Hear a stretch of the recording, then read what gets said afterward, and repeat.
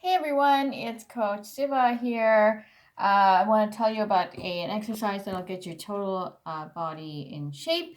And it's a personal favorite of mine. I love it. A lot of pain issues can be solved by it, but you have to be intelligent about it. Of course, there's no one size fits all for any kind of a remedy when it comes to exercise and fitness or in general, but let's just stick to what I know.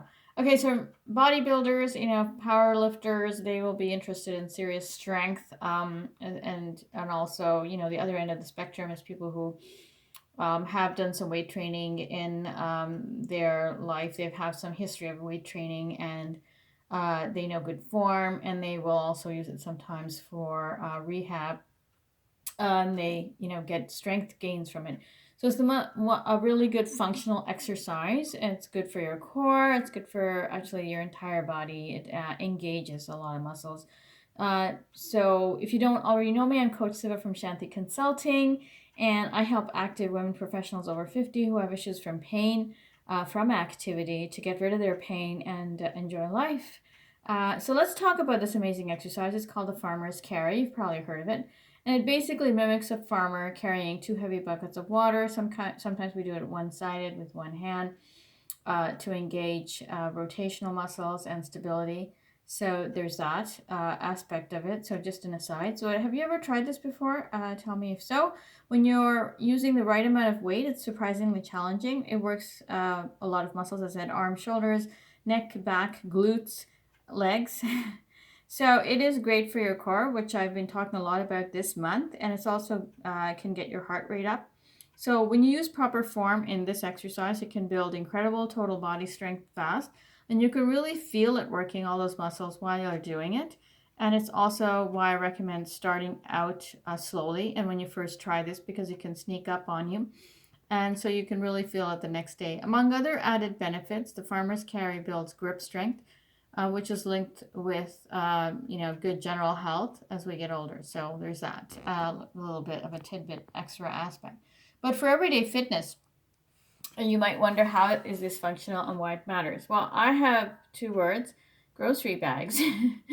Okay, so those of you who are carrying your groceries from curbside pickup during this pandemic, you know how that feels. So core tight and pick it up, brace yourself, and then also brace yourself when you're putting your bags in the trunk.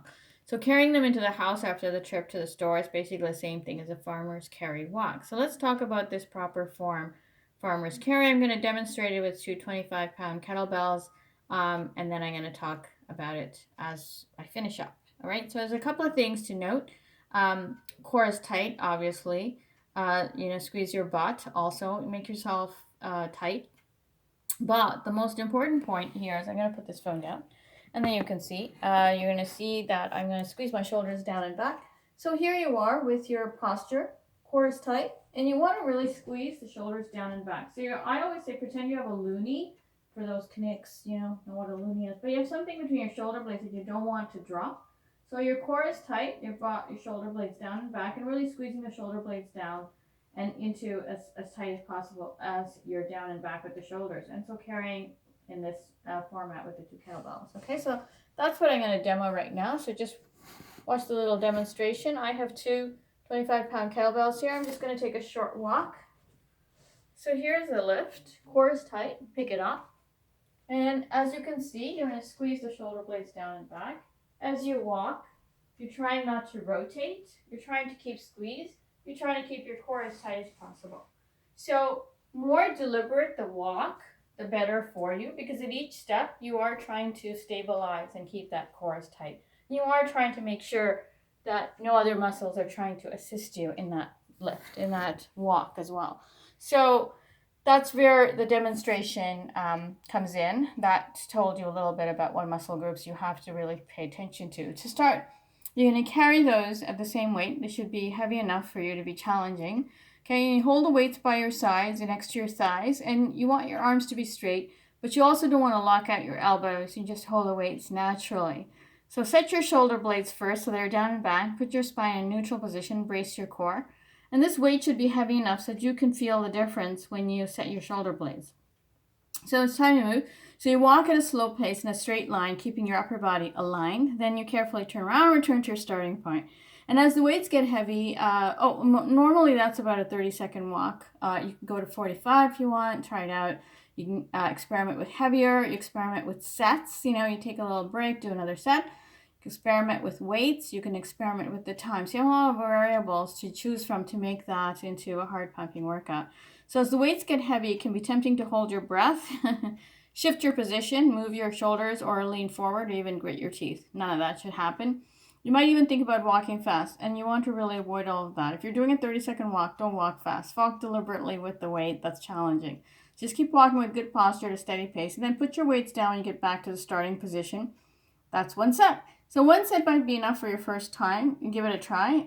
Give you a feel for how your body responds. But if you're more advanced and want to challenge yourself, and even more after you've got those basics, you've tried this before, try just one weight on one side, other hand is empty, while keeping in a neutral position in your walk and not lean over to the side of the weight. Okay, that's the hard part. So you've got one weight, one side. You don't want to lean. It's very important for the opposite side to keep itself straight and not lean into that muscle. So remember, this point is to challenge your muscles. So also remember that we're doing this 5-day challenge, and you go to getchanty.com to sign up for that waitlist for the 5-day free active core challenge. Also, there's an 5-day free pain-free active living challenge that's going to start up in March. So look out for those at getchanty.com and try this and let me know how you make out. I have some references also posted in this video description. Check them out. These are from health organizations, institutions that have done testing. So just for, some people who want to read up on, some background of other people who have collected some data on it. So I hope to see you again, and please do try this challenge and tell me how it goes. 2 hands or 1 hand. I hope you have an amazing day. Bye.